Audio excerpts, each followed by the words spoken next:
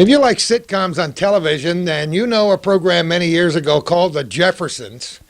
Matter of fact, I think it's still on late at night on some channels on the cable somewhere, where we're at a Jefferson household that has nothing to do with that, but we had to have a way to start our little corner this time, so we started with The Jeffersons.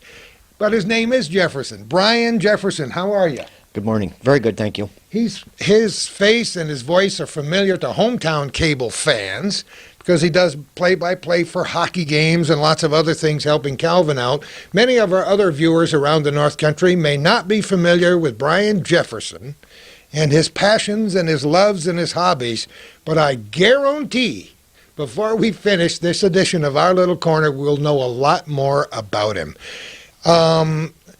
I noticed a sign in your backyard when we pulled off Pratt Street here in Rouse's Point that says 1875 on it. Was that when your house was built? Yeah, the house was built in 1875. It was one of the original houses in the village of Rouse's Point. And there's a lot of old houses on Pratt Street. And, I noticed that. yeah, and it's been well kept up over the years. And it was owned by the Laundry family years ago. They had money in the village years ago. He worked on the railroad, and then it's been passed on. And I bought the house from Babe Bebo in 1987. So you've been here for about 13 years as we're recording this in early 2001. And have you studied the history of it beyond? Just from beyond talking that? to some of the local people, they gave me some information, and they showed me an old picture of my house years ago. But really, no, to answer the question, no. I've asked just a few of the local people around, asked my dad about what he remembered of Pratt Street years ago, and some of the neighbors, and they told me about the house, and a lot of history, I believe, is here in the house Oh, that's also. wonderful. When you're living in a house that's 125 years old, that's kind of interesting. Yep. No ghosts here, though, right? There's none in this house. Too no. bad. I love ghost stories. I write local ghost stories, and very often when you go into a house this old, somebody will say, strange that you should ask. There was people were laid out here years ago. When people died, they wouldn't take them to the funeral home. They did that. And there was people laid out here years ago. I was told that by the neighbors. Nothing out of the ordinary, though, in the house. I did have a dream one night that there was some money hidden in the house, watching a TV show, and I went to bed and had a dream that there was some money hidden in my house.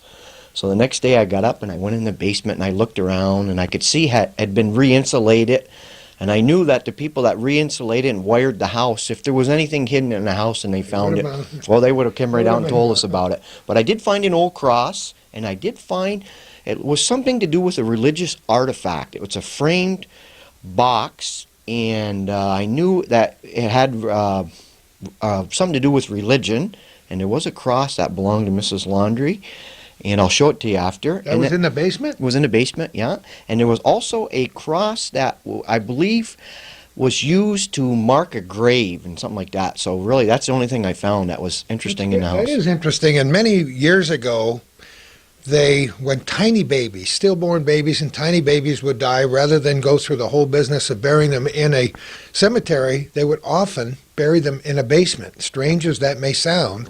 And they would take those religious artifacts or a curl of hair or a cross and put it in a chink in a wall, in a little space along the walls, and those have been found numerous times here in the North Country. So who knows why that stuff ended up in your basement? Well, it's all cement, so Oh, it is? yeah. So there's nobody buried here, I don't believe, but I could be wrong. Anyway, I don't know how we got on that subject, except that Calvin and I both love history, and we do everything we can to promote it. The history we're going to talk most about today is the history of hockey. Sports memorabilia. Oh, unbelievable. We have met so many people who have their own little museums of sports history, focusing generally on one sport or another around the North Country, and I'm sure there are many we haven't discovered, and I didn't know this existed until Calvin called me at home last night and said, we got to go talk to Brian. You've been involved in history in the history of hockey because you've been directly connected with it since you were very young. Yeah, I'm one of the original organizers of the North Country Cougars hockey program. We didn't have a rink years ago. When I was in high school, we needed a hockey rink, and we went to Canada to play hockey.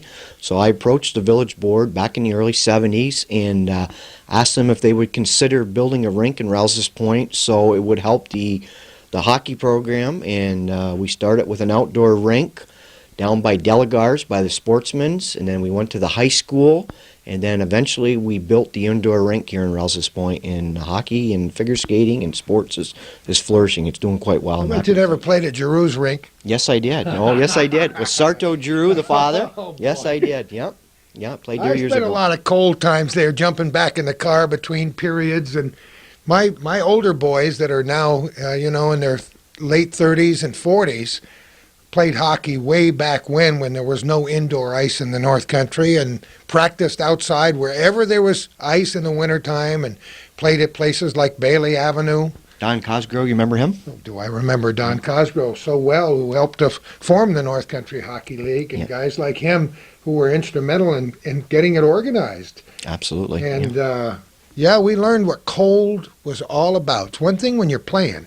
Yeah. Another thing when your dad sitting there with 17 layers on, and with a hot cup of cocoa or anything else you could sneak into that thermos Yeah. and try to stay warm for the game. But that was amazing.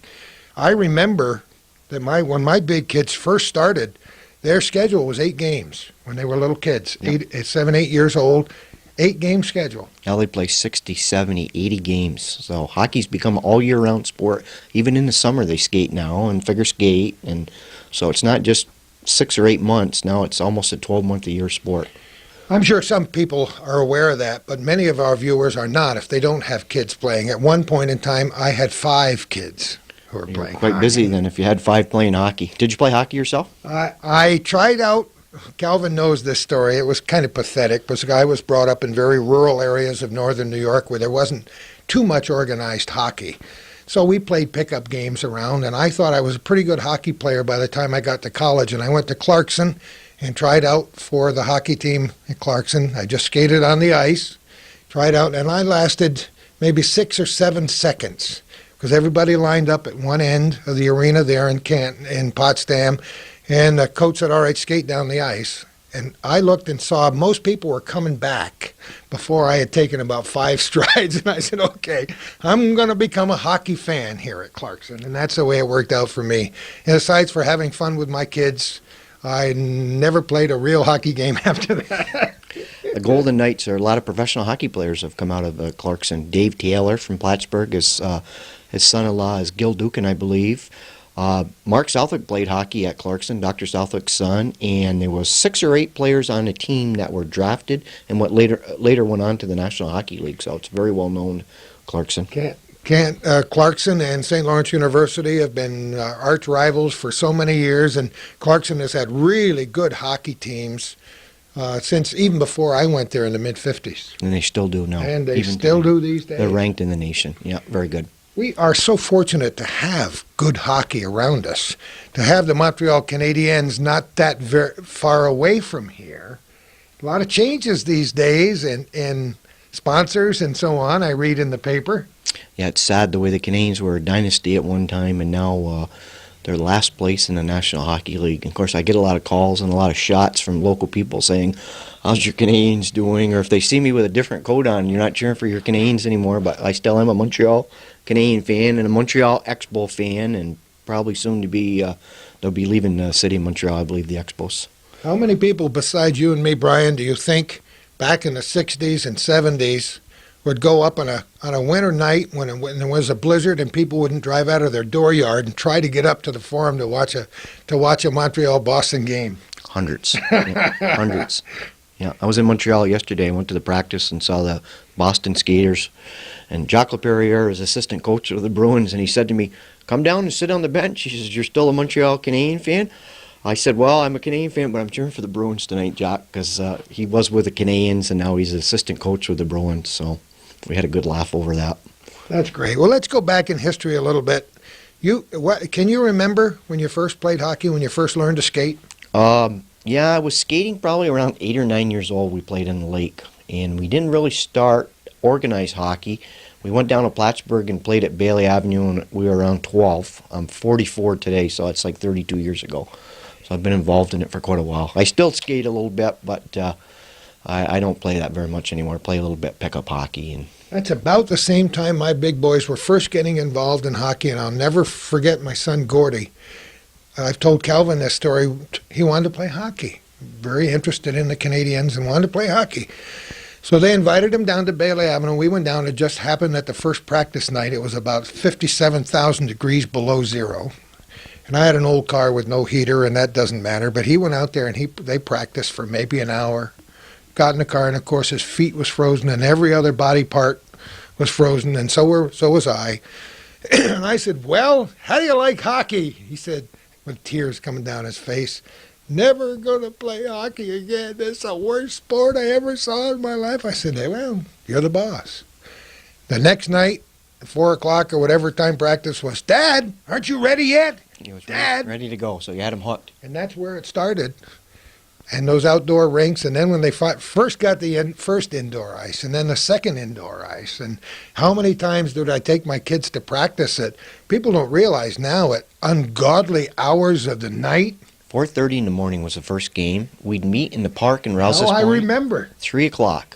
We'd go home and get to bed early because we'd have to get up at 3 o'clock. And Fred LeBounty and Dick Duffy, some of the local people, Malcolm Batchelor, they would drive us down to Plattsburgh. We'd play Cliff Haven or Plattsburgh. Then we'd come home, and it wouldn't be uncommon to have 2 games in one day.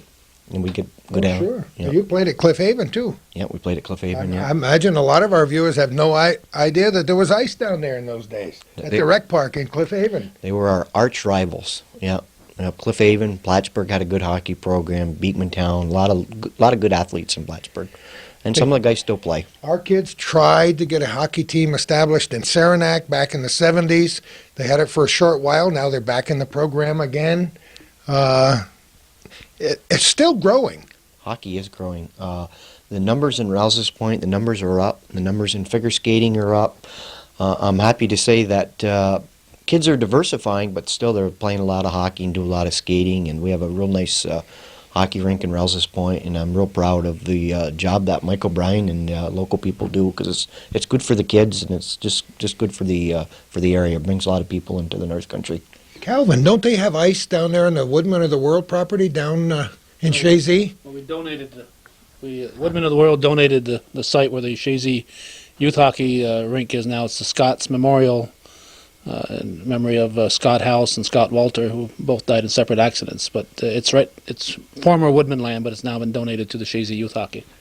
That's what it counts. This North Country is a wonderful place to live and grow up and work. And, you know, once we get our roots down, we don't want to go, because these people do help each other. And we did an interview with a gentleman who was a rabid Chateauguay basketball fan the other day.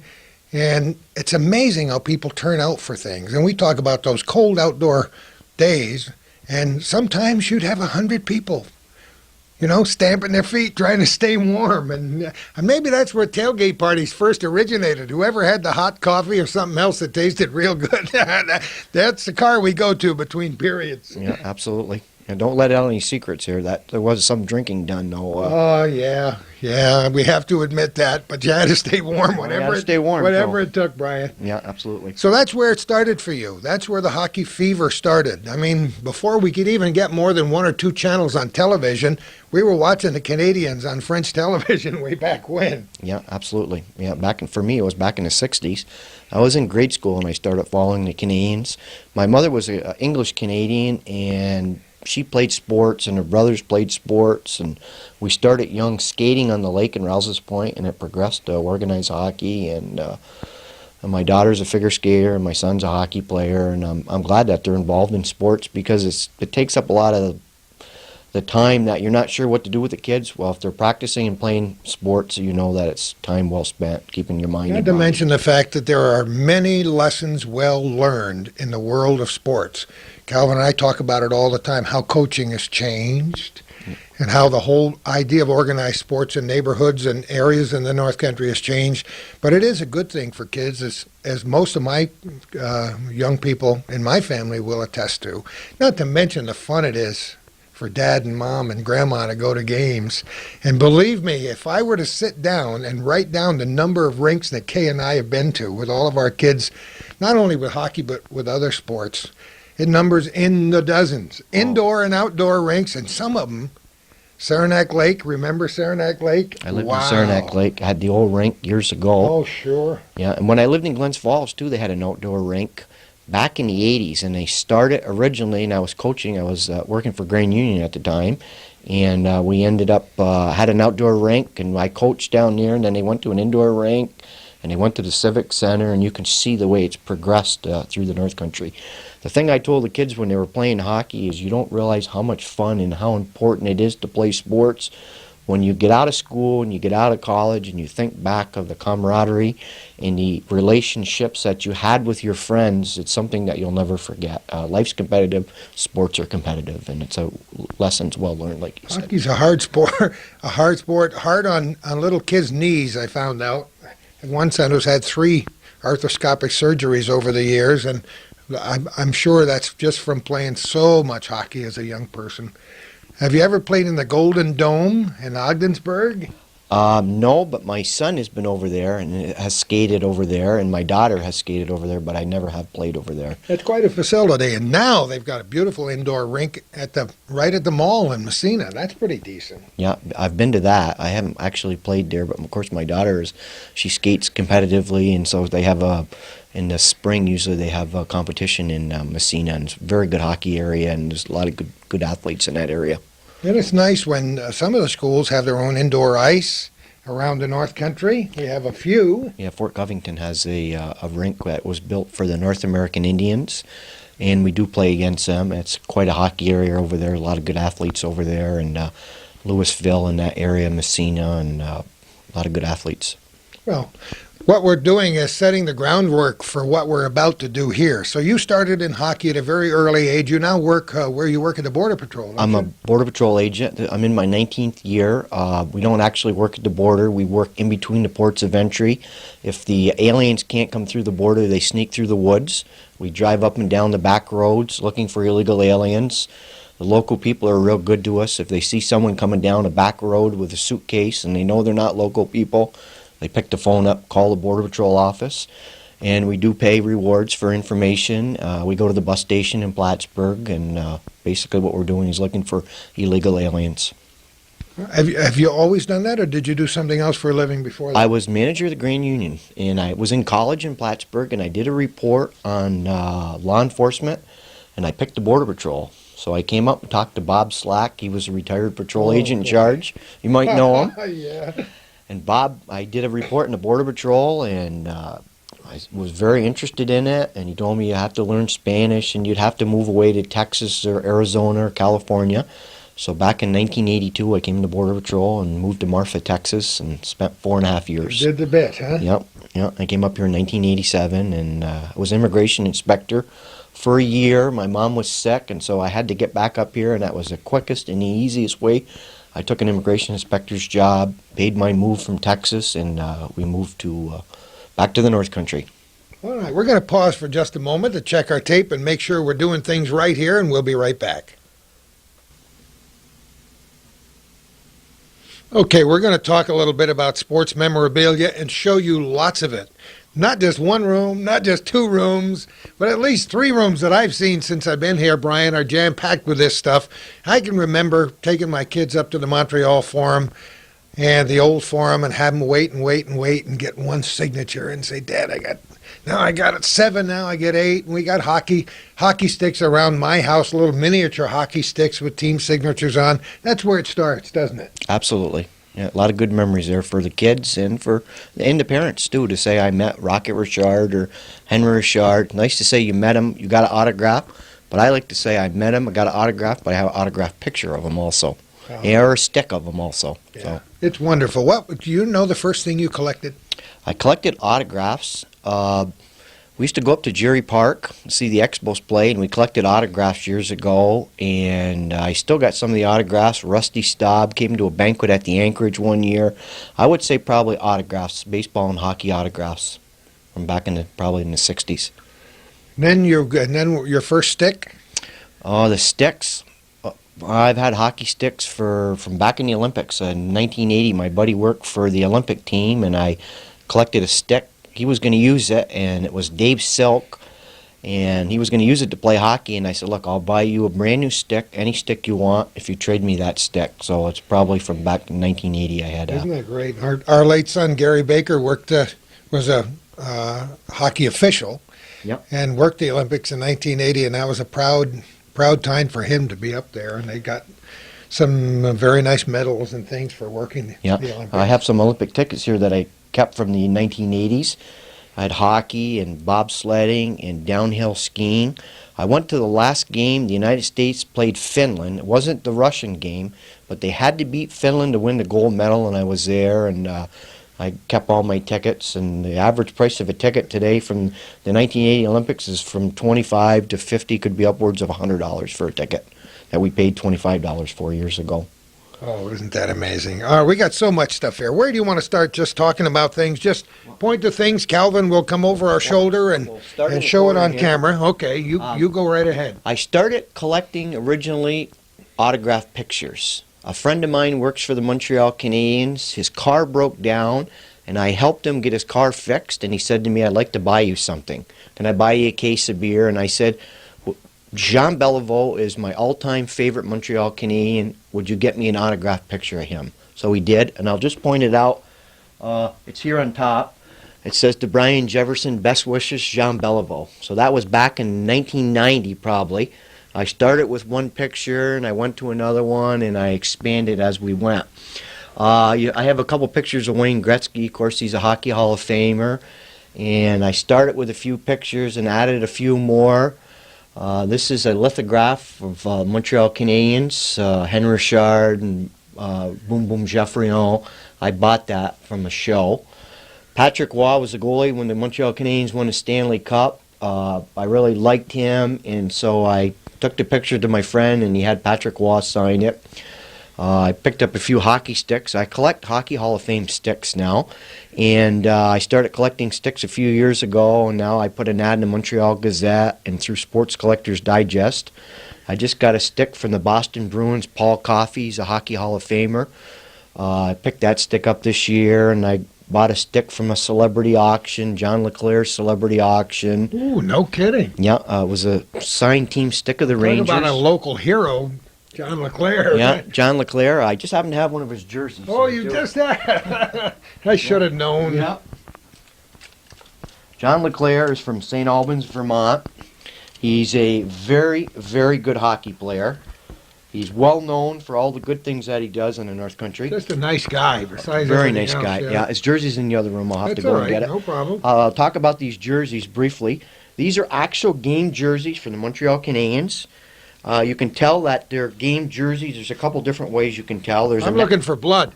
There's not really too much blood. Oh, okay. There might be some, and some of them I do. Collectors do look for blood on jerseys. I don't know why I said that. Yeah. You can see though the way that Joke. you see this here now. This is marks from the different ranks, and if you have to see how heavy it is, you can tell that it's a professional jersey. sure. Yeah, Absolutely. and it has a National Hockey League emblem here. I don't know if you can see that or not, Sure Calvin, can. but that substantiates that this is a National Hockey League jersey. And the tags on the inside. This is Gary Lehman. He's a common player. He's not a real good player, but this jersey I got I last hope his year. mother's not watching. Yeah, well, sorry. Well, whatever. This is Jose Theodore. He's the goalie for the Montreal Canadiens. He's a young guy. It's a goalie jersey, so it's a bigger cut because they do wear bigger jerseys. I got that last year from one of my friends who works for the Montreal Canadiens, and I didn't really have a red jersey, and I wanted to add that to my collection, so I did get a home jersey, or an away jersey, that is. And I picked up a couple others that Eric Desjardins, he plays for the Philadelphia Flyers, quite a good hockey player. I believe he's going to be a Hockey Hall of Famer. He played with the 1993 Stanley Cup winning Montreal Canadiens. And I also have this Nessage. This is an American Hockey League jersey. It's a professional jersey. It's a common player. He didn't make it in the NHL. He came up for a cup of coffee, stayed with the Canadiens for one game. Matthew Snyder's kind of well known in the North Country. He has a place in Vermont. He did play with the Montreal Canadiens for 5 or 6 years. He's with the LA Kings now. So I have a few jerseys that I've collected over the years, and what I've done with some of the extra jerseys I had, I traded with people for different things, Mark Messier sticks and stuff like that. But going back to the pictures, what I would basically do is I'd take a picture to my friend in Montreal, and he'd get the player to sign it. I'd buy the picture, $5 for the picture, and then he'd get the signature. A Hockey Hall of Fame autograph, just an autographed piece of paper is worth $20 just for get an idea of what somebody's signature is worth. Most players do sign your name the same way. This Vic Hadfield, I bought that from a collector. It cost me like $20. They had a show. The guy comes and signs autographs, and most of my autographs. This is again Patrick Waugh in the Beckett magazine. This is a picture of the Montreal Canadiens when they won the Stanley Cup, signed by all the team members. We went and saw the Rangers practice one day, and I had them sign a few of the pictures. We'll go around here. Jean Beliveau again. I bought that. These different pictures. Bobby Orr. Bobby Orr has a camp over on the other side of Fort Covington, and he goes to the Legion. No, come on. Yeah, Bobby Orr comes down in the summer. He comes to the VFW in Fort Covington, and Oh boy. I got that picture from a customs inspector that knows him. Yep. This one, Bobby Orr, right over here. Yeah, black and white. Calvin's young. You got to give him, Yeah. Oh, I do have some Bruins. Oh, yeah, there's Jacques Lemaire, Malakoff. There's a picture of my daughter, Courtney, with Brian Bellows. We were at a practice in Montreal, and my daughter said to me, Dad, I want my picture taken with a hockey player. So I blew the picture up, and then I had him sign it. That's Jacques Leperrier, Hockey Hall of Fame. He's the assistant coach with the Boston Bruins now. Dave Taylor is pretty well known around Plattsburgh. I think it's Gil Dukin is his father-in-law. That's exactly correct. Yeah, what a wedding that was. I heard it was quite a wedding. He's the general manager of the LA Kings. I'll just go through some of the sticks I have here in front of me. This is a Wayne Gretzky stick. It's a game stick, but he didn't actually use it in the game. It's autographed by Wayne. I have a Guy Lafleur stick, Michel Goulet. Basically what I'm doing is I'm trying to get people that I think are going to go into the Hockey Hall of Fame, or they're in the Hockey Hall of Fame now, and I collect their sticks. Chris Chelios, Shane Corson. I don't know if you still follow hockey or not. You know the number one goalie is in National Hockey League? Nope. Dominic Hasek. This is actual game stick by Dominic Hasek, autographed by him. Dominic Hasek doesn't sign a lot of things. He's a very quiet and a very private person. One of the trainers with the Montreal Canadiens got this stick, and this is a Patrick Waugh from the playoffs in 1994. This is the actual game stick used by Patrick Waugh. There's a couple ways to tell it's a real game stick. His name is on it here. On the back, you can't see it, but there's a pattern number here. And the trainer put that was used in the playoffs in 1994. This is Malakoff's stick he used when he played with the Montreal Canadiens. It's autographed. I have a couple other players. Yves Saroux, he played with the Canadiens for a while. It's just a common stick. But it's a game-used stick. And again, there's certain ways to tell that it's a National Hockey League stick. There's a pattern number here.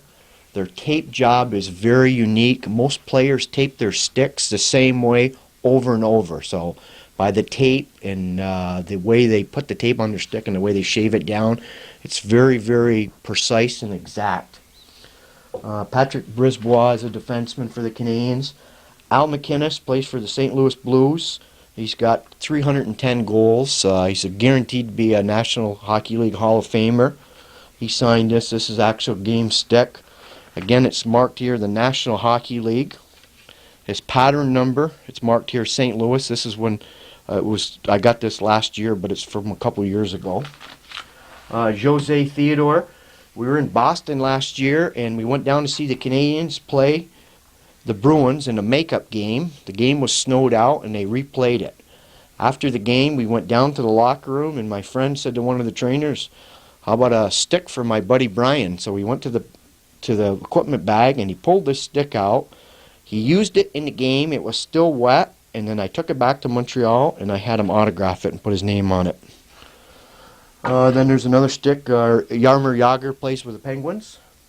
This is actual game stick used by him, and it is autographed by Jaromir Jagr. A lot of times they don't like to autograph things. They're hounded so much by people that to get autographs you either got to know somebody or you have to meet them at the hotel. And so we'll move around here. I Again, a lot of these are pictures that I obtained. That was from a card show. This, I paid for this. Eric Desjardins played with the Canadians. This is an old picture given by the Canadians. Then I had him sign it. Vincent Domfus played with the Canadians, one of their real good players, and I'm sure he'll be a Hockey Hall of Famer. Signed that to my son, Lance. Of course, the one of Jean Beliveau, Pierre Turgeon, Chris Chelios, Phil Esposito, Milt Schmidt. He was the general manager of the Boston Bruins, a Hockey Hall of Famer. Gump Worsley. Gump Worsley was in Champlain back in...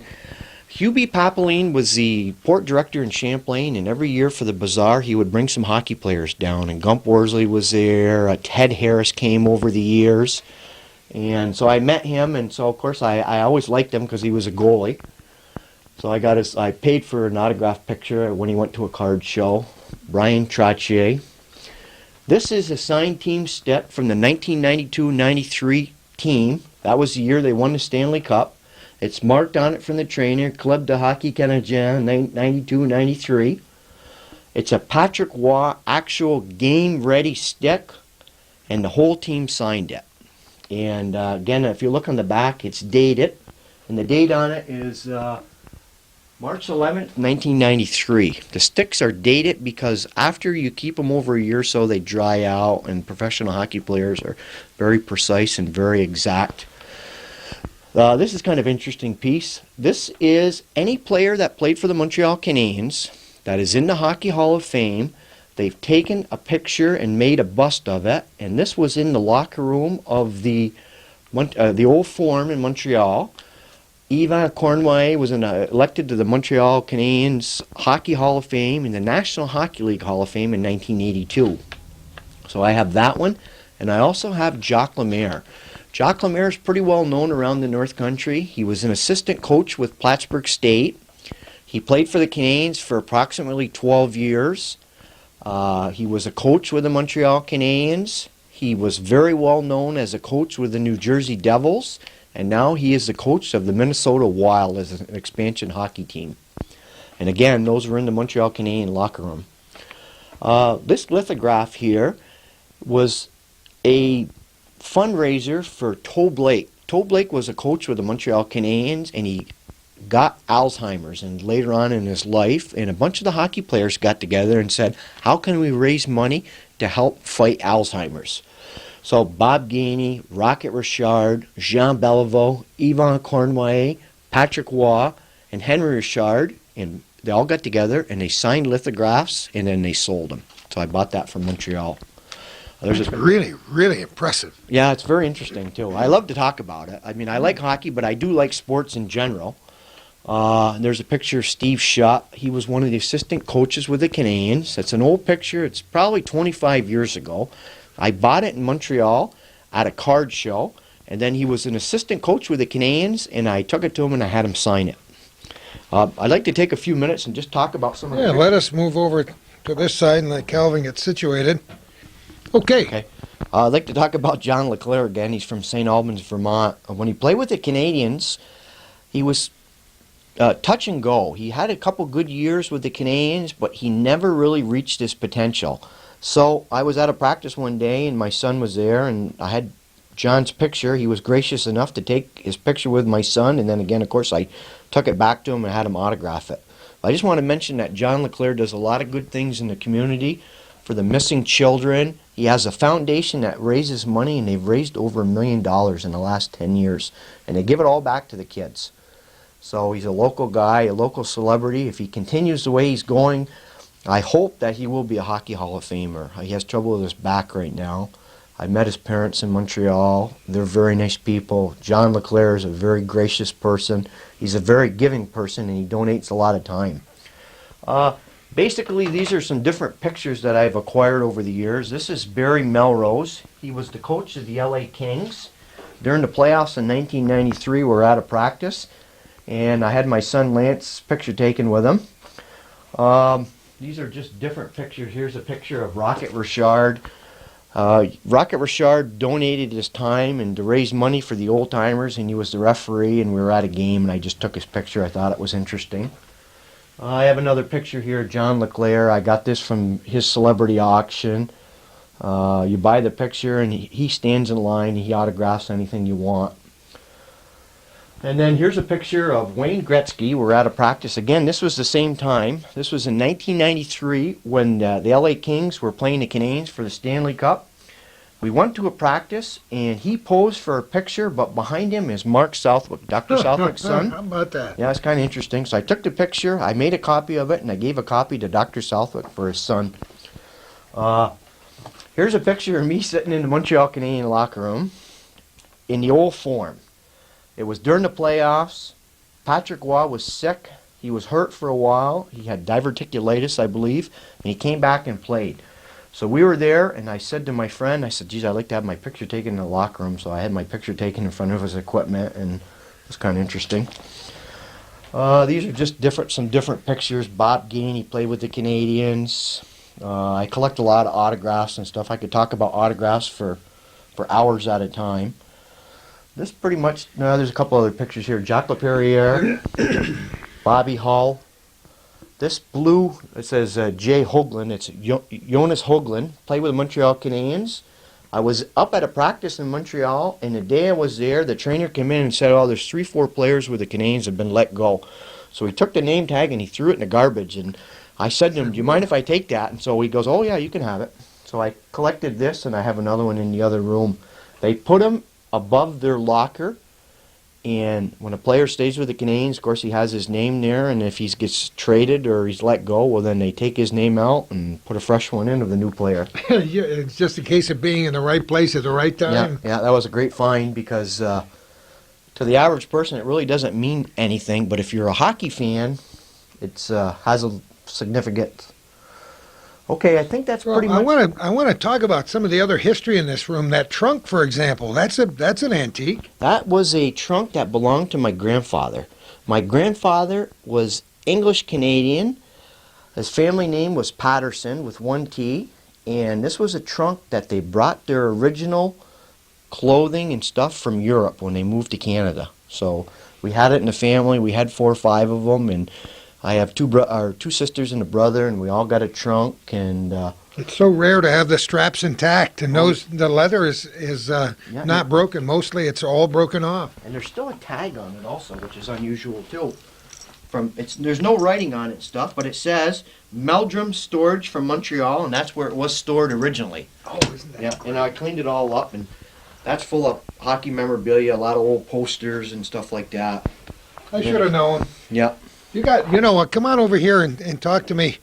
I want to talk a little bit about this butcher block, because this brings back a lot of fond memories for you. So give me a little bit of the history, Brian. This was the meat block that my dad owned IGA years ago, and this block was the original block that he had in his store. And as a kid, I had to go and work at the store, but I hung out at the IGA on State Street. And I said to my dad a few years ago, when you retire, I'd really like you to give that block to me because I have a lot of fond memories of it. And he said to me, you can have that if you want. It's very heavy, but it's kind of a collector's item. It's an antique, and it probably weighs 700 or 800 pounds. And so I moved it in. My dad passed away a little over a year ago, and we went in and kept a lot of the things in his store because it had a lot of personal meaning. It's an artifact of the family, and so I just kept it and we moved it in. And I had a collector tell me, keep it original, don't clean it. Oh no. And keep everything on it. There's some paint and build up when my dad painted the floors, and he said, don't take any of that off, just leave it the way it is. And this is a cleaver from my dad's store. Oh, a scraper. Yeah. And underneath the Canada Dry case. 1956 that is. That was the year I was born. Good year. And they were going to throw a bunch of stuff out, and I realized that it's an antique, and it still, again, had some significance in our history as owning an IGA, so I kept it. On the Antiques Roadshow, they call that provenance when you know the history of an item, and it means so much if you have documentation.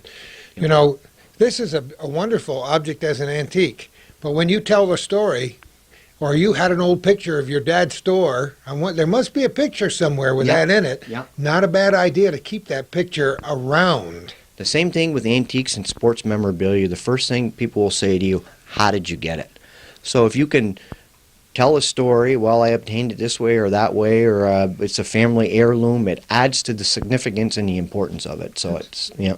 That's great. Now you do this because you love it. Obviously, it's a passion. We can tell by the number of words and the way you speak them here. But you also you trade stuff. Do you buy and sell stuff, or? I really, what I try to do is I add unique things to my collection. I had different jerseys over the years that I wanted to add to my collection, so I put an ad in Sports Collectors Digest. And Montreal Canadian jerseys, they're like the Yankees in baseball. They're a dynasty, they're very well respected, and they're very, very collectible items. So when I put in the paper Montreal Canadian jerseys, the phone was just ringing off the hook from New Jersey and New York City. People wanted to add to their collection, and they wanted to trade. So the first thing is, I really don't want to sell this stuff, but if you got something that we could trade. I traded a jersey for a Mark Messier game-used stick because I like Mark Messier. I know he's a Hockey Hall of Famer, and so I just tried to add some different things to my collection by trading, and I put an ad in the Montreal Gazette. It must be kind of hard to get rid of something that you really treasure, though. You know, you need to get rid of it to make a trade. That would break my heart. But a guy in Montreal told me, when you get rid of something, add something to your collection. So you're spreading and you're diversifying. So when I think of it that way, it kind of takes the pain of giving something away or trading something away. I was watching one of those TV shows that we mentioned earlier that are on in the afternoons. Once in a while, I'll turn the TV on, and they were talking about people with messes in their houses. And my wife looked at me with that wry smile that she has, because, you know, when you get stuff and you get more stuff and it kind of takes over. And I'm sure there are people who are viewing this program, both men and women, are saying, why would somebody want to take over a perfectly good dining room or living room in their house with all of this stuff? Well, it's more than just stuff. Yes, it has a lot of history, and it's just because I'm a collector and I like sports, and it really has become my passion. And it's a shrine. It's almost a shrine in here. Yeah, somebody told me that you should make your house into a museum because you got a lot of nice things. Well, you know, we talked about that when we started the program today, how nice it would be to have some kind of maybe an all-sports museum here in the North Country, because we've produced some pretty darn good ball players, baseball players, football players, hockey players, soccer players, basketball players in the North Country. Think back over the last 50 or 60 years, and wouldn't it be nice if we could get a central place? We like to be instigators on this show, and if anybody viewing this program has some ideas about how that, please call Brian. Yep. And talk to him about it, because that's how things start. A couple of guys talking about it. If somebody has something at home and they're not really sure what it's worth or where it comes from, tell them to call me. I'll give you my number. It's listed in the book. It's 297-3994. Call me, leave a message, and I'll call back to you. I have access to the internet. I collect a lot of old sports books. And I have a guy in Montreal that I take him stuff, and he puts a value on it, tells me what it's worth. And you trust him? Oh, I trust him, absolutely. I do a lot of business with him. I buy and sell and acquire. And somebody came to me the other day and said they had a pair of skates from Dennis Savard when he first played in the National Hockey League. Just made the Hockey Hall of Fame. What are they worth? I said off the top of my head, probably $200-300. I'll call this guy in Montreal, and he'll get back to me. He'll call me this week and tell me that they're probably worth $350.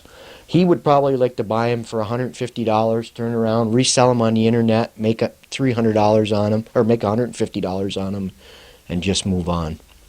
So. Oh boy, I don't know if I'd sell a pair of those skates if I got them.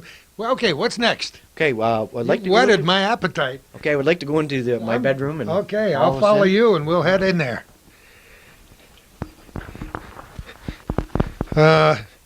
This stuff doesn't stay on there when you go to bed at night, right? No, I brought all this stuff out. I didn't know if you covered yourself with duffel bags. Yeah, Calvin, when he called me last night and told me, I said, you got to give me a couple hours notice, and I came home last night and I said to my daughter, hometown cable's coming tomorrow, so I said we got to pick up everything and get some of this stuff out. This is the nicest piece that I have in my collection. This is a Patrick Waugh game-used jersey from when he played with the Canadians. Again, you can see the National Hockey League emblem on it. There's a tag from CCM. It has a size. It's an oversized jersey because the goalies have big, bulky equipment. It came from Eddie Paulchuk, was a trainer of the Montreal Canadiens for years. My friend went to him and said, would you get a jersey from Patrick Waugh from my friend Brian that does a lot of videotaping for the Montreal Canadiens. He does a lot of favors for us. So he got me a jersey. So I framed it. And that's probably the nicest thing that I have in my collection. You know, that's a very nice thing to mention in passing. You told me about that videotaping, but that was a good experience too. You want to talk just for a moment about that? I met through Steve Flatt, a person, Fred Relihan. He's retired from Bell Canada. He's worked with the Montreal Canadiens for 25 years. His job was videotaping. If the Canadiens, like last night they played the Bruins, they have to have a home and an away game of the Bruins before the Canadiens play them. So instead of sending a scout out, he would call me up and he'd say, would you tape the Bruins game? He would say this to me earlier in the week, tape the Bruins game. They played Pittsburgh the other night. For example, I would make that tape off the satellite. Fred would come down, take the tape, and bring it up to Montreal, and the coaches would break the tapes down, power play, shorthanded, different goals they'd look at.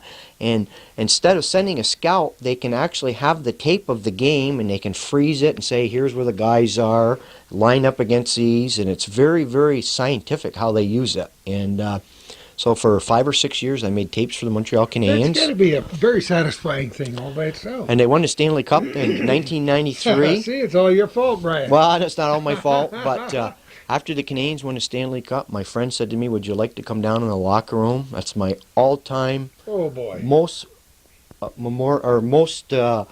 favorite thing that has happened to me over the years. I went to the Montreal Canadiens locker room. We had a couple beers. I stayed in the locker room for like an hour and a half.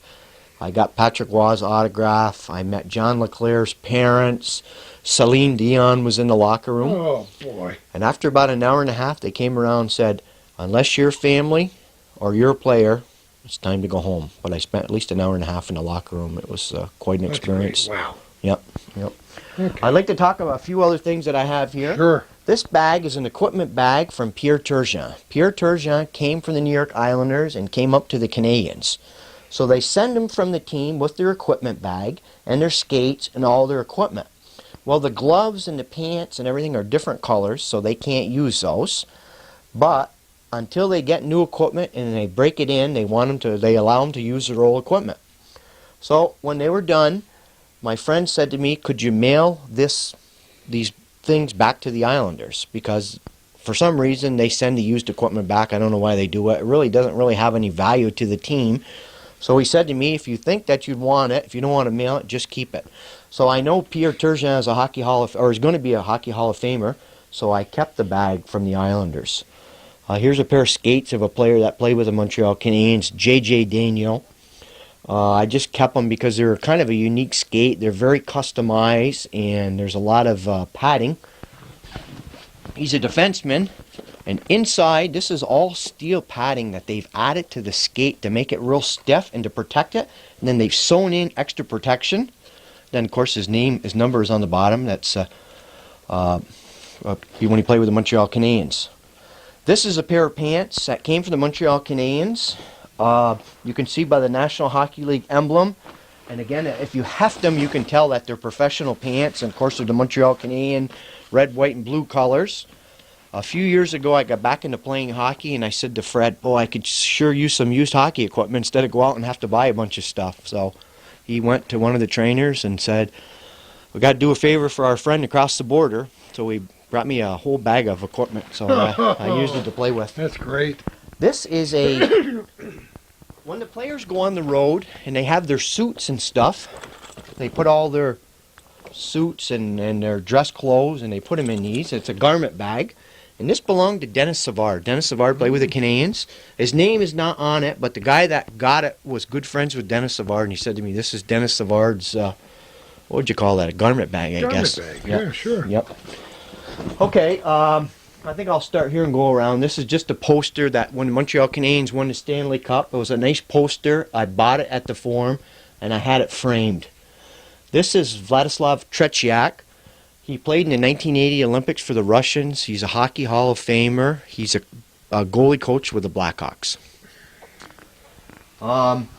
This is a picture of all the players with the Montreal Canadiens that went into Hockey Hall of Fame. They made up tickets. And this is 1995 and 96.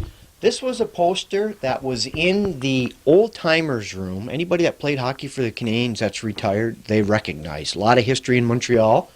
So this poster was framed, and it was in the Montreal Canadian in the old form.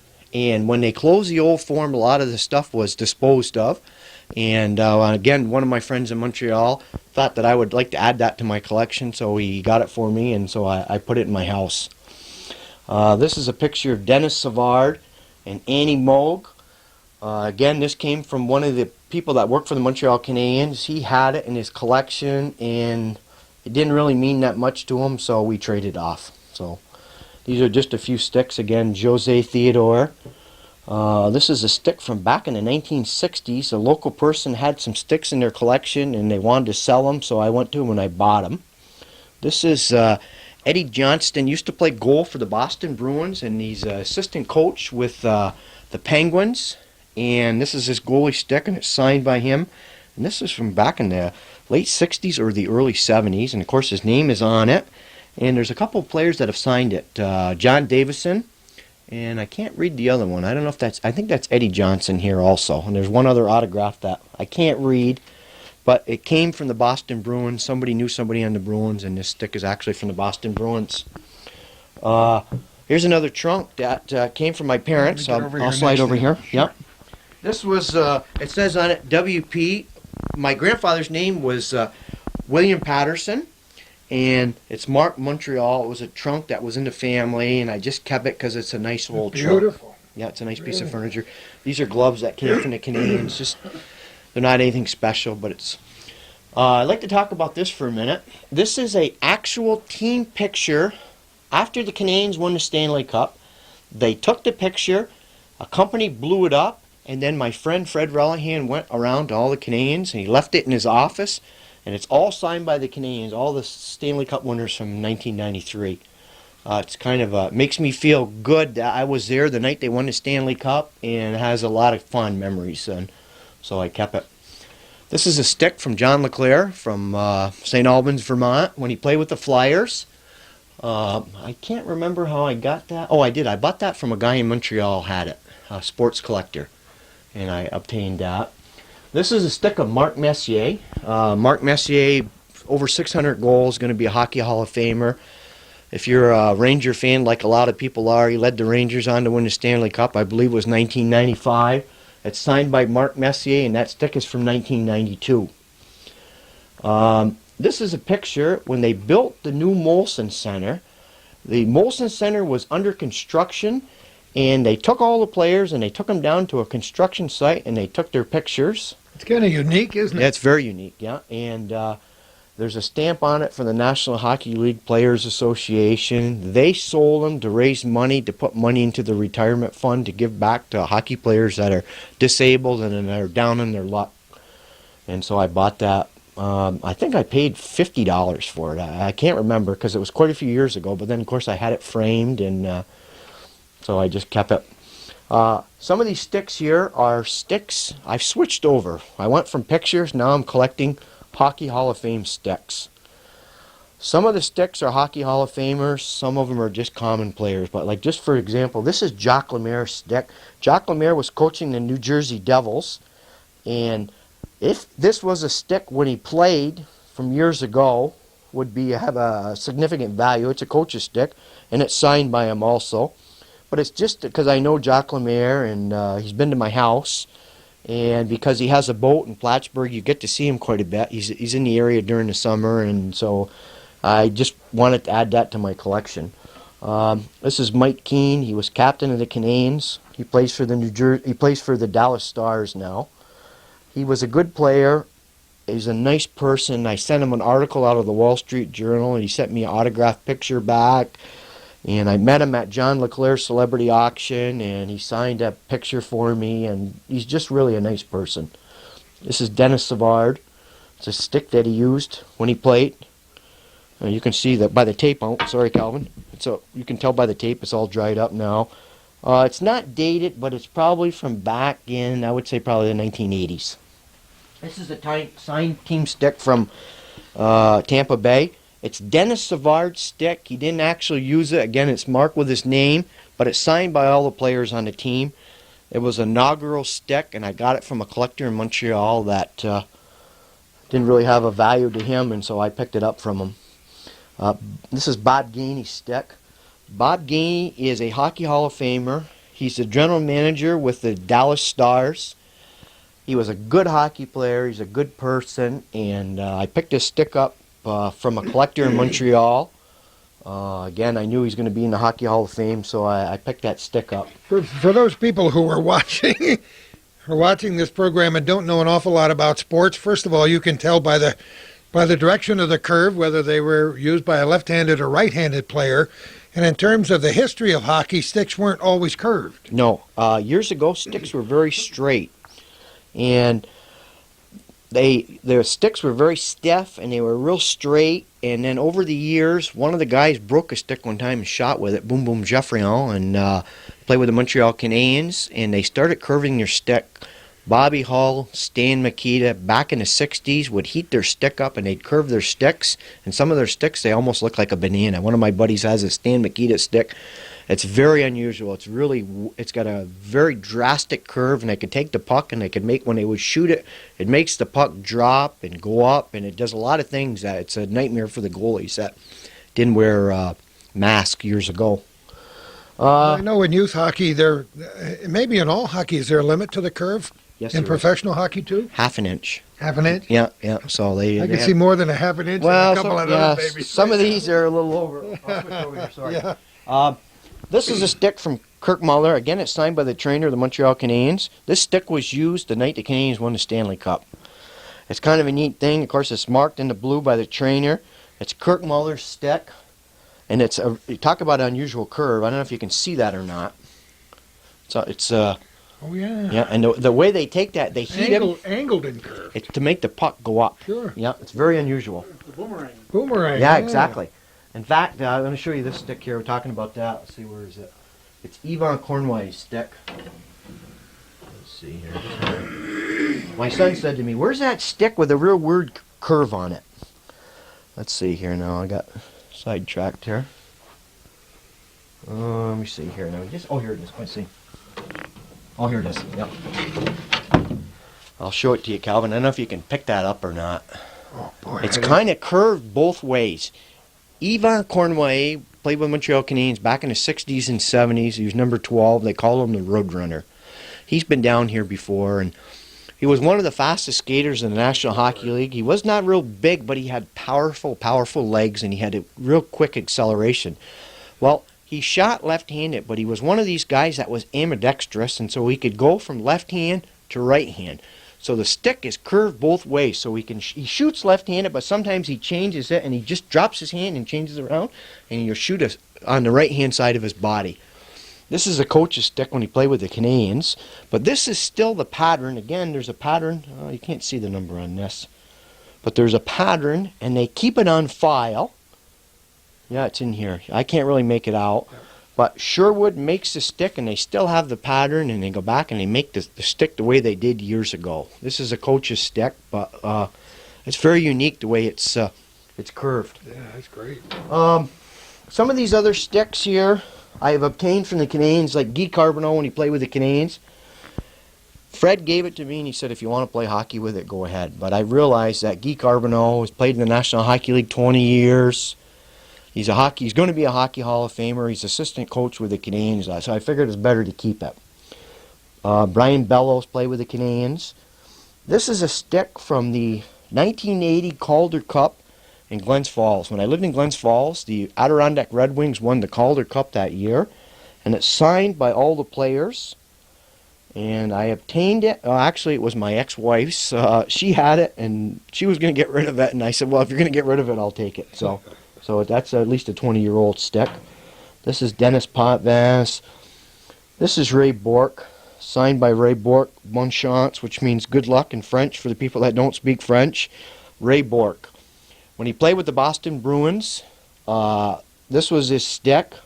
He used it, he took the tape off, and he signed it for somebody, and I obtained it from somebody, again in hockey. I don't like to give all my sources out Oh, because of course not. I don't want to burn any bridges, but some of the people This are didn't still come working. this didn't come from a professional hockey league locker room. No, did it? no, that's an old government locker room, old government locker that was discarded years ago That's neat. and somehow came in my possession. I don't know exactly how I got it, but and these are a few other sticks. Again, John LeClair. I kept John LeClair's stick. Every stick I get of John LeClair's I keep because I know he's going to be a Hockey Hall of Famer and I just like him. Larry Murphy plays at the Detroit Red Wings. He's played 20 plus years in the National Hockey League. He's a defenseman. He's kind of old for hockey. He's in his 40s now.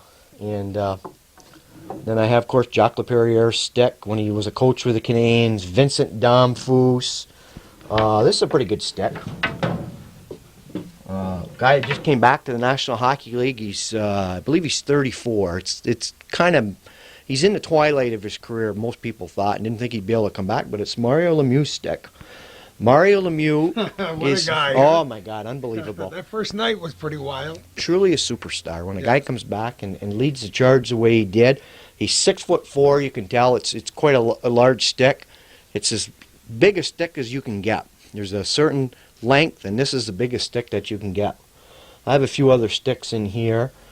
Again, there's a stick here signed by the Montreal Canadiens. The year they won the Stanley Cup, it was signed by the whole team, so I kept it.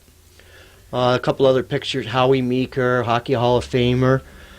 Some of the guys that I got, when they were elected to the Hockey Hall of Fame, they invite them to go to a card show, and they pay them to sign pictures. And I got this one, and I believe the other one is Stastny. Let me see here. Oh, no, this is Michel Goulet. Michel Goulet played with the Quebec Nordiques, and then I can't remember who he retired with, but he retired with over 600 goals, so he's kind of an elite superstar. Let's see, a couple other things. Jason Daw, this came out of the Montreal Canadian locker room. Here's the jersey I've been looking for, too, Calvin. John LeClair, that's our buddy. We wore number 17 with the Canadians. He wears number 10 now for the Flyers. This was a jersey that, after the Canadians used their game jerseys for a while, they get real worn, and you can tell they get kind of rough looking. They use them for practice jerseys. They take the names off, and they use them reds against whites when they have scrimmages and stuff. And I picked up some of these jerseys from Eddie Paulchuk, and he said to me, would you take the name off the back because, I really don't want it to get around that these are Montreal Canadian jerseys. Well, when I realized that this was Leclerc's jersey, and he used it with the Canadians, I figured that I should probably keep that. And I did wear it one day when I played hockey, and somebody said, yeah, well, we had a pickup game, and so. But. Did you play any better? Yes. Oh, yeah, I scored. Yeah, I scored. It's amazing how we get inspired by different things. This is truly an incredible collection. This is a lithograph of Jean Beliveau. Jean Beliveau had cancer. Fortunately, I'm happy to say that he's took chemotherapy and he's doing a lot better, but he had these lithographs. He signed one and put them up for sale, and then it's numbered. This is, see, it says 2,000 on it. This is 27 out of 500. So there's 500 being sold to raise money for a charity, and so I bought it. This is a copy of a picture that was in the old form from back in the 50s. This is Maurice Richard, the Rocket, scored the game-winning goal. He got knocked out. He was unconscious. They took him to the locker room, and he came back and he sat on the bench, and he went in and he took the puck from one length of the ice all the way to the end, scored the goal, and the Canadians won the Stanley Cup. Wow. So amazing. This is Milt Schmidt. Oh, God. Yeah, you can see by the people in the stands. I had the picture. The guy didn't want to sell it, so I said, can I make a copy of it?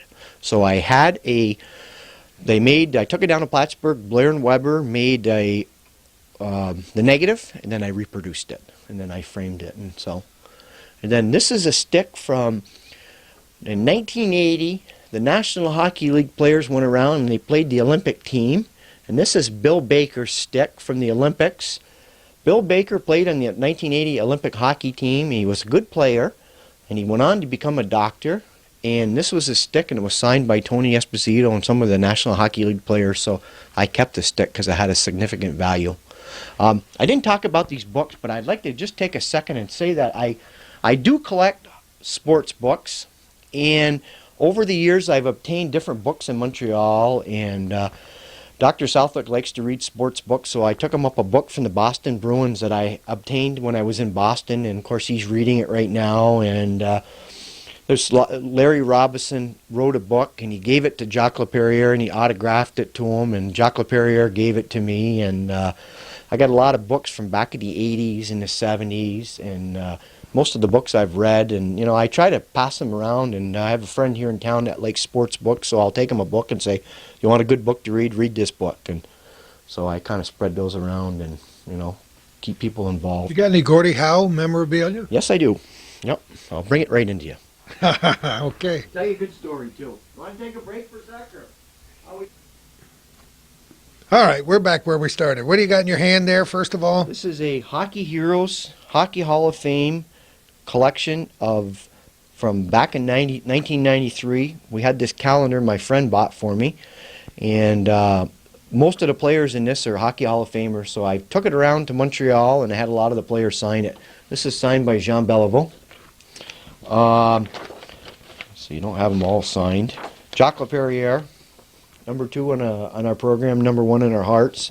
Jacques Laperriere is a personal friend of mine, and when we go down to Boston, we're going to be going down in a couple weeks and to see the Devils play, and we go to Jacques Laperriere's house after, and he always has us over for dinner. Here's an autographed picture of Gordie Howe. It's kind of an interesting story. My son and I were at the All-Star game in Montreal, and I got a picture of Gordie Howe. I got him to sign a piece of paper on the way in, and I remembered that I had this calendar. So when he came out, I said to him, my son said to him, Mr. Howe, can I have your autograph? And he said, well, he says, I think I signed for you on the way in. So I stepped forward behind my son, and I said, geez, Mr. Howe, I got this real nice picture of you. Would you sign this? And he said, oh, yeah, I'd be glad to sign it for you. So I did get Mr. Hockey to sign that. And there's a few other players here that I've got over the years. I had it up on my wall, but then I took it down. Jacques Lemaire, I got this autograph at the All-Star game in Montreal. This I'm going to take and have Jerry Cheever sign it in Boston when I go down. I forgot I had this. Guy Lafleur, I have never met Guy Lafleur. He's one of my favorite Montreal Canadians. I will get this signed, though, because he does work for the Canadians, so it's just a matter of taking it up. Yvan Cournoyer, number 12. You can see he's got a CCM stick here, but the one I have in there is a Sherwood. But if we were to look at the curve, you'd see it's very similar. This is a picture of Bobby Orr. Phil Goyette played for the Montreal Canadiens, and then he went on to play for the Rangers. And I got him to sign this at a book signing of Jean Beliveau's book, My Life in Hockey. Henry Richard, number 16 for the Canadiens, has the record for, he's won more Stanley Cups than anybody else in the National Hockey League over the years. And I think he's got, I want to say 12, but it might be 13 or 14. And then there's one other picture of Serge Savard, played with the Canadiens, and Dickie Moore. Dickie Moore played in a golf tournament for John LeClair's Celebrity Auction, and he comes down quite a bit to play golf in St. Albans. This pretty much takes care of that room in the bed. This room in the bedroom. We got one more room to go.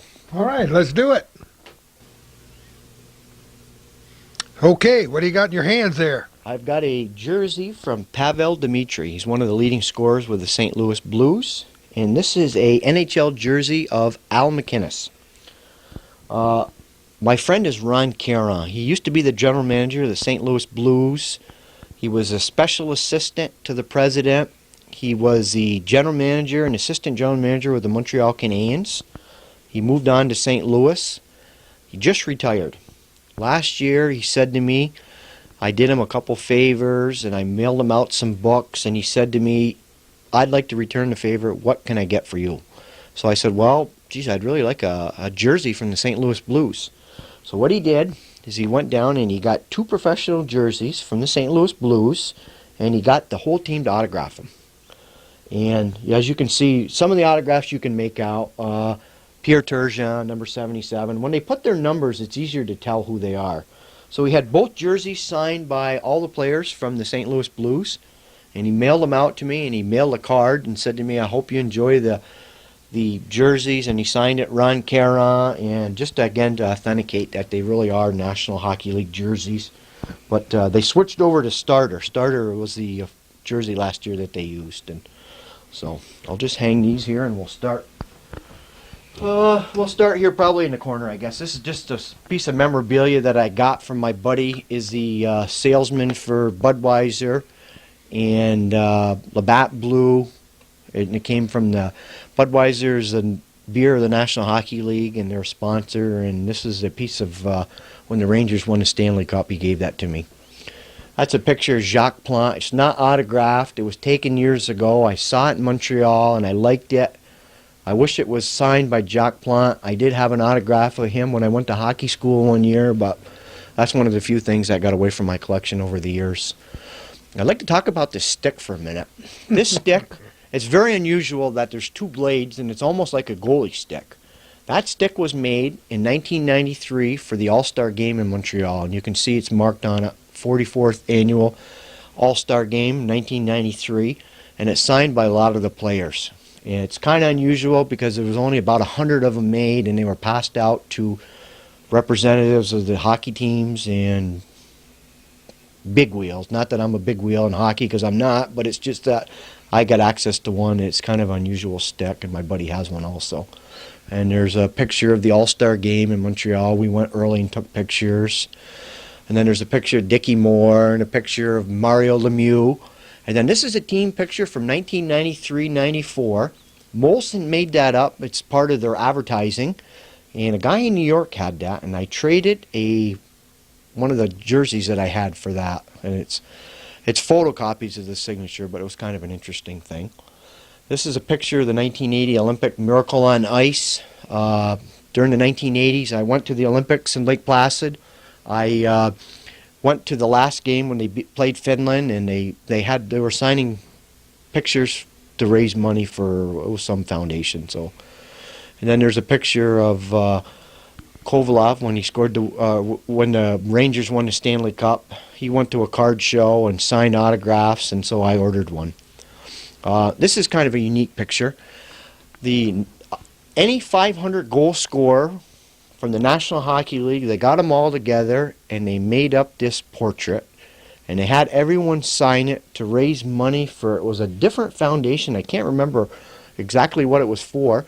Everyone that scored 500 goals signed it except Wayne Gretzky and Jari Kurri, and Wayne Gretzky said he's too busy, that he just couldn't stay to autograph it. So it's autographed by all the players except Kurri and Gretzky. There's a picture of Patrick Roy when he won the Stanley Cup, signed by him. There's a couple pucks. These are kind of interesting. When Gordie Howe beat Wayne Gretzky for the all-time points, they went around the country and signed pucks, and they made kind of a big sports publication about it. And so I had a couple pucks that they signed, and a friend of mine from Plattsburgh gave these to me. So that's kind of neat. And then there's just a couple other pucks from the All-Star Game in Boston. And then this is a picture of a bunch of Stanley Cup victories over the years. The Montreal Canadiens made this up. A friend of mine from Montreal knew Phil Goyette that used to play with the Canadiens, and Phil Goyette obtained that from the Canadiens. He gave it to my friend Jerry Hackett, and Jerry was gracious enough to add it to my collection. This is a photocopy. Let me get over next to you here. Of a picture. Again, it's dated 1952.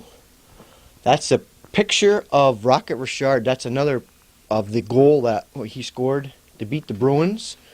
Sugar Jim Henry is the goalie for the Bruins, and he scored the goal, and the Canadiens won the Stanley Cup. And I had the actual picture, and I did the same thing. I had a negative from Blair and Weber made, and then I had the picture. Kids may say, wait a minute, they don't have helmets on. I know, they didn't wear helmets years ago, and because it's back in the 50s, they didn't start wearing helmets. Goalies without face masks. And I believe the goalie doesn't have a mask on there. You're absolutely right. Yeah. And then again, these are some different pictures that I obtained. Mark Recchi played with the Canadiens, Gilles Perreault, Martin Brodeur is the goalie with the New Jersey Devils, Red Kelly.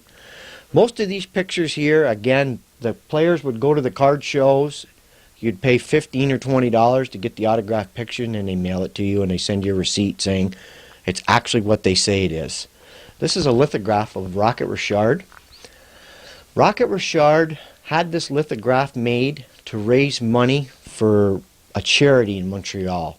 Hockey players are very unique. They're very, very giving people, and they donate a lot of their time and energy and to give back to the community.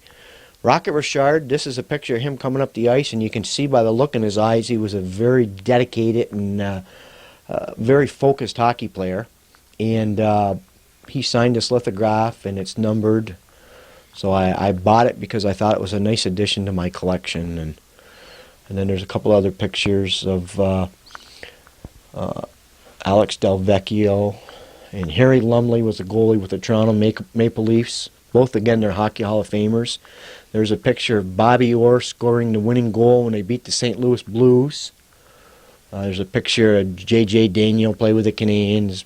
Brian Bellows played with the Canadians. Ray Jean Houle was the general manager of the Canadians, and now he's unemployed.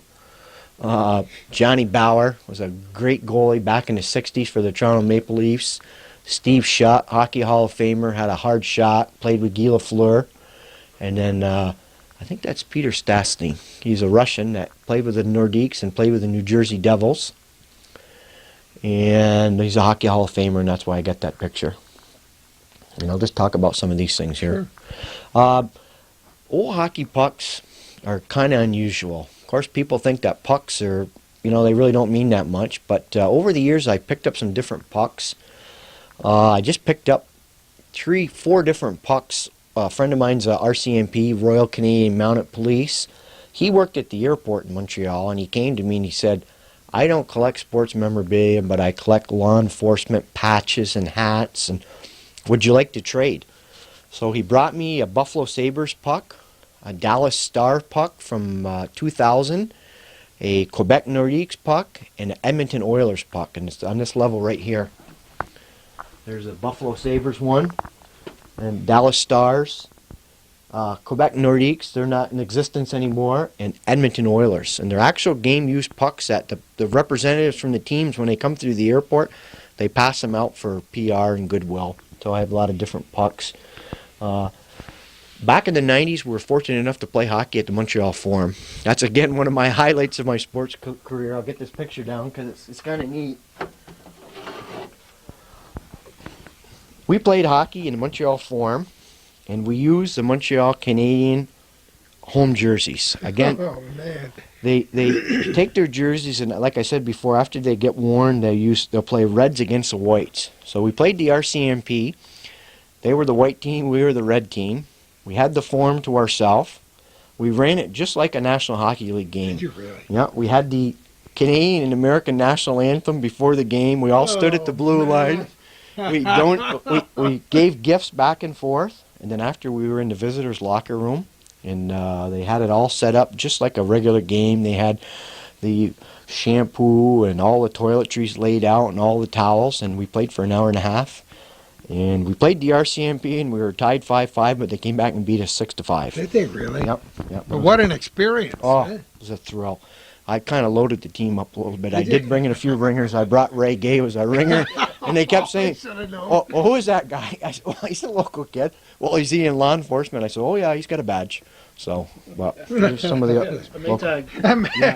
exactly. So, John Zerlo, some of the local guys here you might know. Dr. Scene played. Yeah, we know a few of the local guys. Yeah, Mike Casey, Jim Weldon, but so that was a big thrill for us. When was that? This was in, I think it was 1990. It was either 90 or 92. I got the paper at work, but we played twice actually. This is a picture of one game, and Dr. Southwick stopped me. Oh, I don't know, 3 or 4 months ago, and he said, I got a picture that I had. His son played the goal for us, and this was another time that we had played, but I had my cartilage fixed on my knee. I got hurt playing hockey, so I couldn't play, so I was the coach, and I organized the game, and so he took this picture, and he had it laminated, and his son is, let's see here, where's Mark? This is Mark Southwick. He played at Clarkson. And Ricky Guerin too, you might know him. He's kind of a local boy. He was good. He played in college, and so that was kind of a neat thing. And these are just different pictures and pucks that I've acquired over the years. Every time I go somewhere and I see an unusual puck, I usually try to pick it up. Again, some Ray Bourque and Guy Carbonneau, just different Hockey Hall of Fame players. Here's a picture of Mark Messier when they won the Stanley Cup. I know there's a lot of Ranger fans here in the North Country.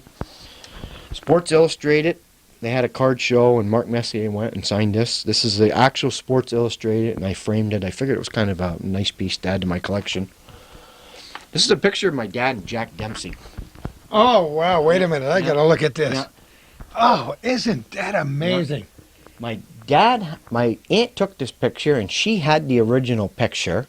And I said to her, Aunt B, can I make a copy of that picture? And she said to me, why don't you take the picture? So I took it, and I made copies of it, and I gave her back a copy of the picture, and I kept that with my dad. It was taken back in the 50s, and I would think my dad was probably in his 30s or 40s. But he came around, and he was representing IGA, and he came to it was at the Elks Club, I think, in Plattsburgh. No kidding. Yeah. That was before I came here, but Jack Dempsey had a restaurant in New York City. Exactly. And since I had boxed, not certainly in his class, but I was a big Jack Dempsey fan, so I used to go to his restaurant all the time in New York in the 50s. Have you ever met him? No, huh? Oh, yes, in his restaurant, of course. Oh, good. We'll switch to boxing for a second. Since you like boxing, I got an autographed picture of Jack Dempsey. Let's see if I can get this. Gene Tunney, where's my Jack Dempsey? Here, just a minute. Tunney's not bad, you know. Oh, Gene Tunney's good. Yeah, I'll talk about him for a sec. Glenn Nutt, you know Glenn, Mini Nutt. Glenn Nutt was a big boxing fan. He worked on the railroad. He came to my house one day, looked at my collection, and he said to me, I used to collect boxing pictures. I've got a bunch of pictures. I'd like you to have them. And I said, well, I really don't want to take them from you. Would you like to sell them? No, I don't want to sell them. Would you like to trade? Well, if you want to trade something, I'll do that. So I went to my dad's store and got him some ribeye steaks and brought him up to him, and I traded him some steaks, so he got me some pictures. I love it. Well, so this says, to Glenn Nutt, with very good wishes, Gene Tunney. Now, this is from back in, I would say it's probably, I got a couple other pictures, and they're dated. Now, here's one, for example. This is from Melio Bettino. I don't know if you, 1939 to Glenn Nutt, again with good luck, and that's dated. Somehow I've misplaced I think it's behind here. Ah, there it is. And There it is. I haven't got enough room for all my pictures. This says, to my friend, good luck, Jack Dempsey. And you can tell by the writing, it's one of the old fountain pens. And again, I would say it's from back in the 40s. Look at that face and tell me it never got hit. Yeah, pretty nice looking guy for, Oh, you know. unbelievable. Yeah. So I have a number of boxing pictures, too, that I have that I obtained.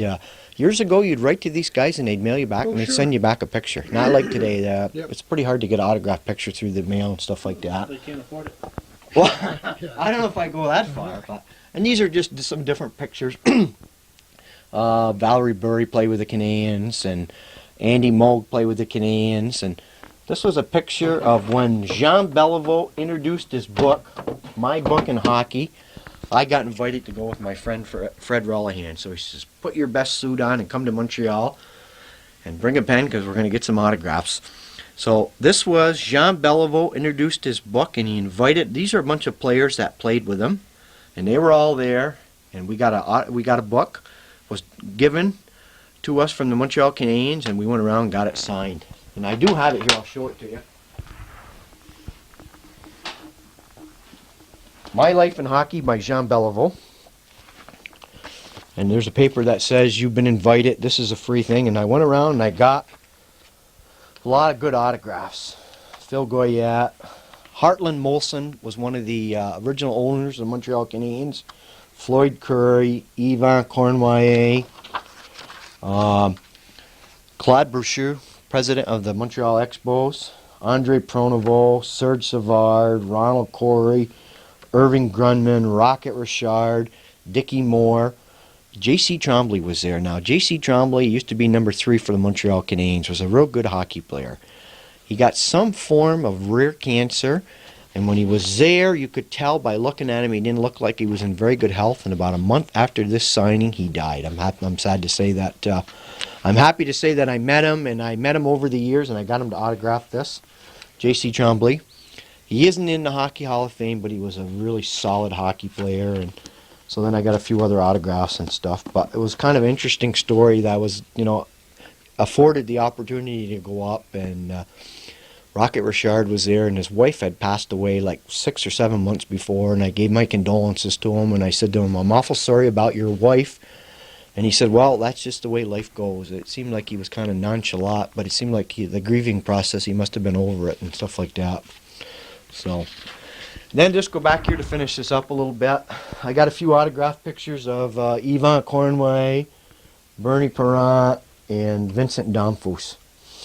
I'd like to just take a second and talk about this. Mr. and Mrs. Roland Como were doing some remodeling in their house, and they tried to blow in insulation in their wall, and something was blocking it. So they had a contractor come over, and they said, well, we're going to have to take the wall out, then we'll insulate, then we'll put the sheetrock back up. Well, part of the problem was, years ago, they used old newspapers for insulation. They certainly did.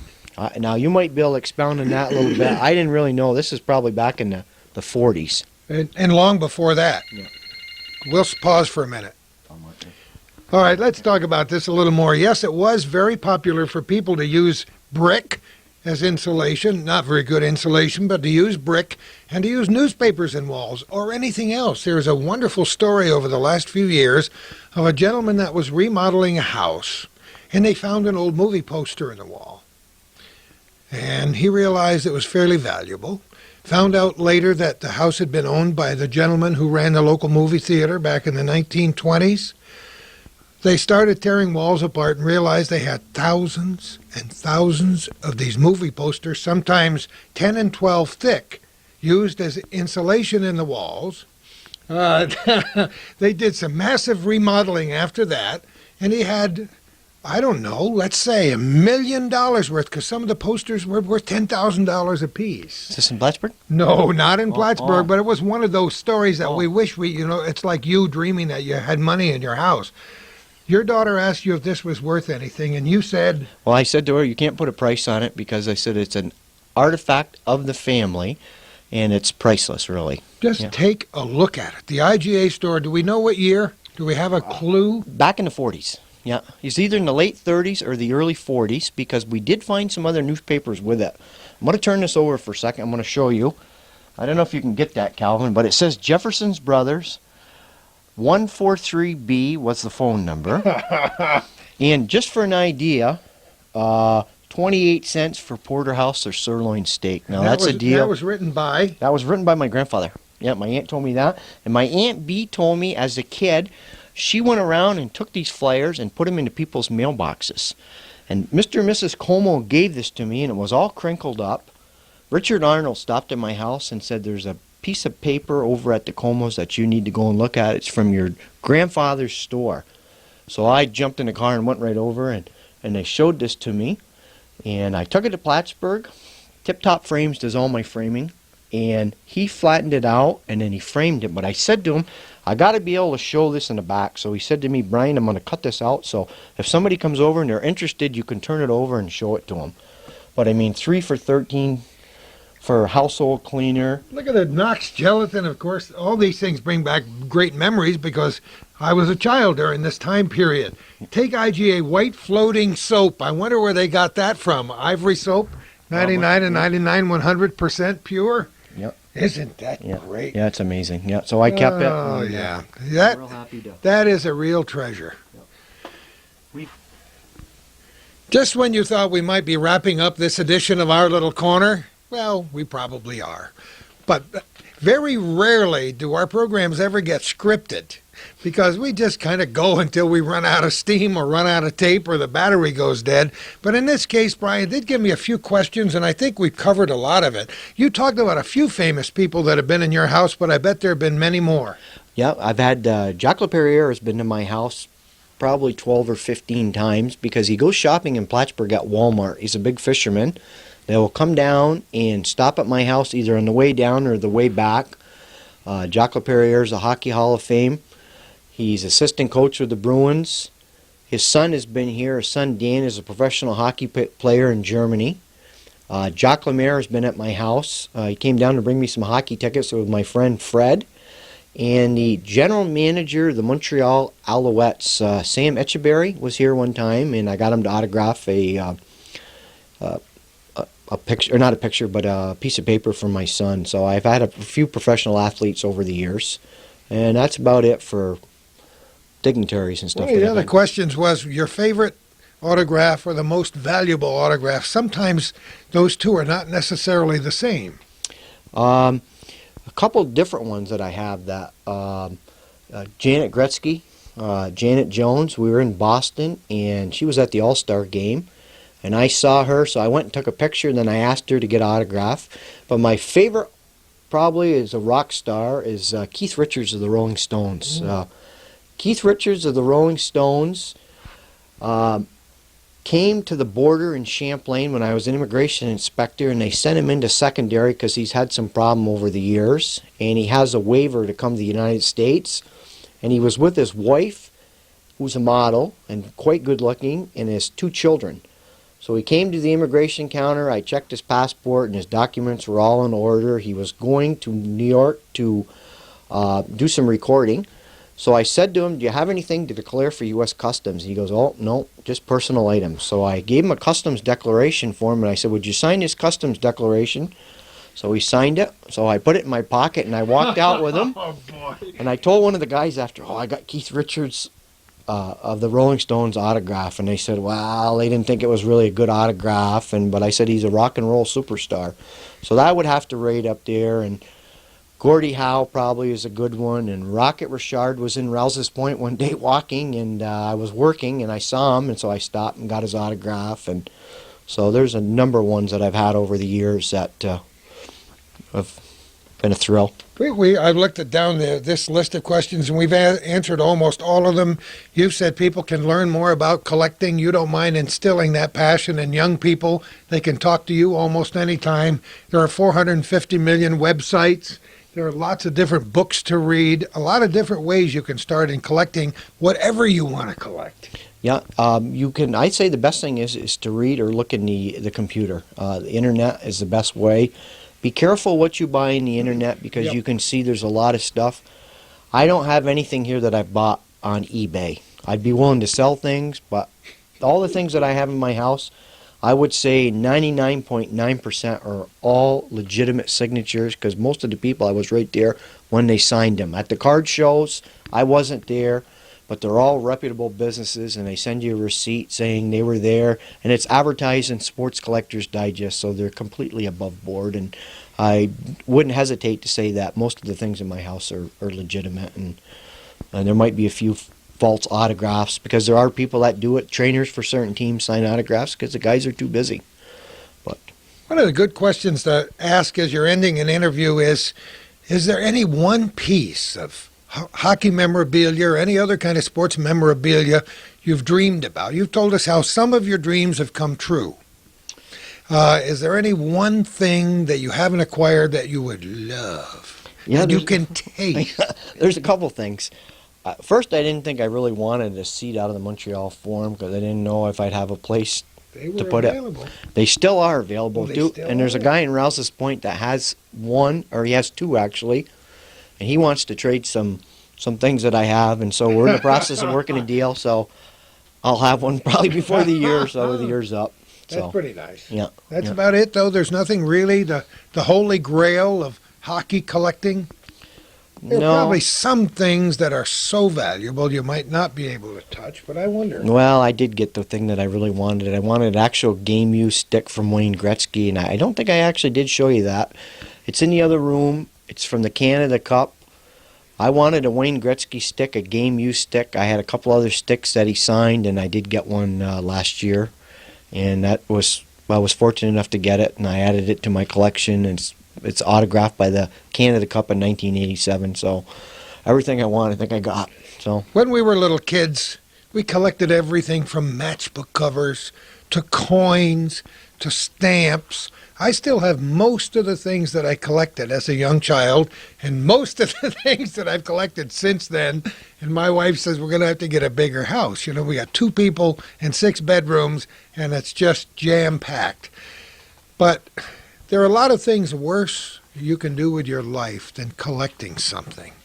It can become a lifelong passion, even if you move from one category into another. You've stuck pretty much with hockey throughout most of your lifetime, and This is a good message, I think, for people who might think everything good has already been gobbled up. Because good stuff turns up almost every day, doesn't it? Yeah, absolutely. I get a lot of things in Montreal because there's a lot of people in Montreal, a lot of history in Montreal, and a lot of people, when they have things and it was their uncles or their relative of the family, it's like old junk and it's just taking up room, and a lot of people want to get rid of it. But before you get rid of something, check with somebody. Go to a collector or go to somebody that has knowledge and they can refer you to the library or to the internet and look it up before you get rid of it, because Worst thing that happens is when somebody dies and family members don't want the stuff, so they start making trips to the dump. And that's when I want to look through every box before they go there. Absolutely. And if were Bob Venn were around, he'd be right ahead of me. Yeah, God Going rest through his the soul. boxes of stuff. Yeah, God rest his soul. What a super guy he was. And he's the one, of course, that most of our viewers know started this whole thing with a program called What's Going On Here. And I first met him one time when he came to the radio station as I worked there, and he and Calvin spent quite a long time listening to my lips flap and checking into what I've done. And since Bob has died, taking many memories of his 500 and some programs with him, we've revived many, which we play on most of the cable systems around the North Country, and it's been a pleasure for Calvin and I to do a couple hundred more and to meet new people and interesting people like you. Brian Jefferson, thanks again for inviting us up to Pratt Street in Rouse's Point on a cold winter day and sharing the warmth of your hockey collection and the other things you like. It's a kick for me, and I know it's a kick for you. Yes, thank you very much. And I also have a check for you, Calvin, for Hometown Cable, for all the good things that you do for our children and for our grandchildren. And I want to thank you as a member of the sports community for all the good things that you do, because we really do appreciate it. And I'd like to remind people to send in a check to Hometown Cable, because it's very, very good money, well money spent. And thank you again for coming here. Thank you for doing that. Calvin, of course, is the unsung hero. Once in a while, we get him on the other side of the camera, and once in a while, you take the microphone during a hockey game. But he's the guy that started this. He had a dream, as we all have a dream, back in 1983, and look what it's turned into. I think it's a valuable thing that we do. Yes, thank you. Yes, it's a very good cause. Yeah. Well, good luck at everything you do. We can't wait to visit you again. Thanks for coming up. I appreciate Brian it. Jefferson in Rouse's Point, and who knows where we're going to be.